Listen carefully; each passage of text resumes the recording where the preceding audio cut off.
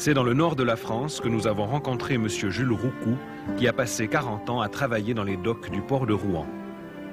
Né dans les taudis de la rue des Arpents, il a été livré à lui-même dès l'âge de 13 ans.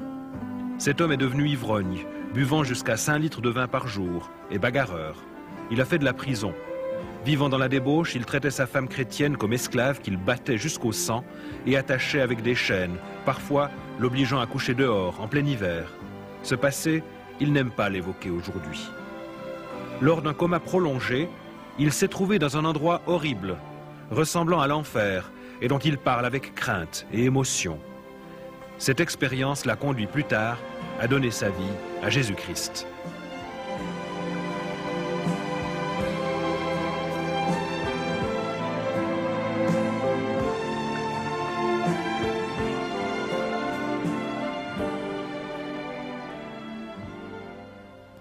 Je suis né à Rouen, d'une famille très pauvre.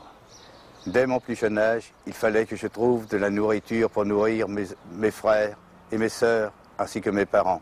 À l'âge de 13 ans, je travaillais sur les ports et docks de Rouen, à tirer des mulets, des fûts de vin, à décharger des bateaux de vin. J'ai commencé à boire à cet âge-là. Par la suite, je suis devenu un voyou. À l'âge de 17 ans, je connaissais les filles de joie. À l'âge de 17 ans et demi, je me suis engagé pour l'armée, dans l'armée française. Quand je suis revenu de l'armée, j'étais plus que méchant. J'étais une crapule, un bagarreur et tout. Une fois mes 27 ans, je me suis marié, j'ai trouvé une épouse. Je me suis marié croyant que ma vie allait changer, mais c'était pareil. J'étais devenu ivrogne, invétéré, je frappais mon épouse. J'ai rendu mon épouse très malheureuse, mes enfants de même. Au début de notre mariage, mon mari m'avait bien caché qu'il buvait, mais je me suis vite aperçue qu'il buvait beaucoup. Et chez nous, c'était la vie d'enfer. Il rentrait le soir, il nous frappait, on couchait même dehors. C'était affreux, enfin. Et puis, il me menaçait toujours de se suicider. Donc, je le croyais pas. Et un jour, eh bien, oui, il l'avait fait. Et nous l'avons laissé comme ça, croyant qu'il nous faisait la comédie comme d'habitude. Mais Dieu, tout d'un coup, m'a montré qu'il n'était pas comme d'habitude. Et quand je l'ai vu, ses yeux étaient ressortis de la tête, son visage gonflé, c'était terrible. Et aussitôt, j'ai appelé mes enfants et on a appelé le SAMU.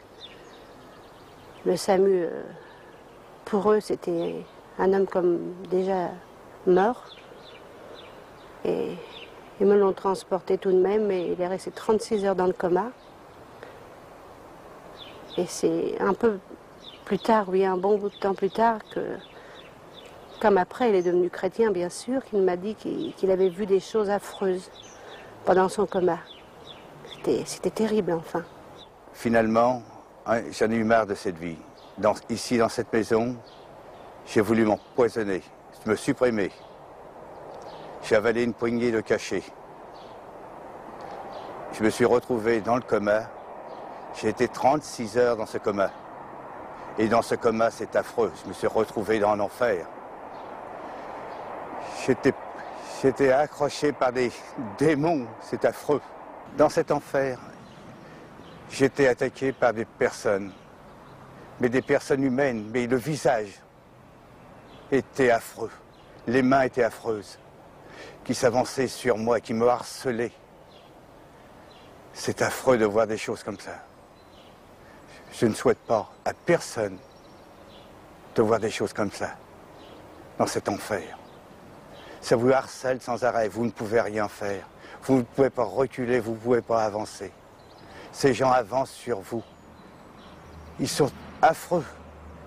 Lorsque je me suis réveillé du coma, je me suis retrouvé dans un hôpital. Et dans cet hôpital, il y avait une Bible. Et cette Bible, je l'ai ouverte, sans savoir pour qui et pourquoi.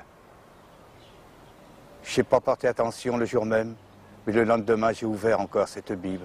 J'ai retourné trouver cette Bible. Et là, j'ai trouvé que vraiment il y avait un Dieu pour nous, les crapules, que ce Dieu était bon. Et qu'aujourd'hui, je peux le remercier si je suis vivant. Parce que c'est lui qui m'a sauvé. Tant qu'à l'être humain, tout le monde me tournait la tête. Et aujourd'hui, avec la grâce de Dieu, je peux lui dire merci. Et que ce témoignage puisse servir à bien des gens qui veulent être sauvés, qui trouvent un sauveur, qui peuvent le trouver en Dieu. Parce qu'il n'y a que lui qui peut sauver une âme perdue. Je le remercie de tout cœur.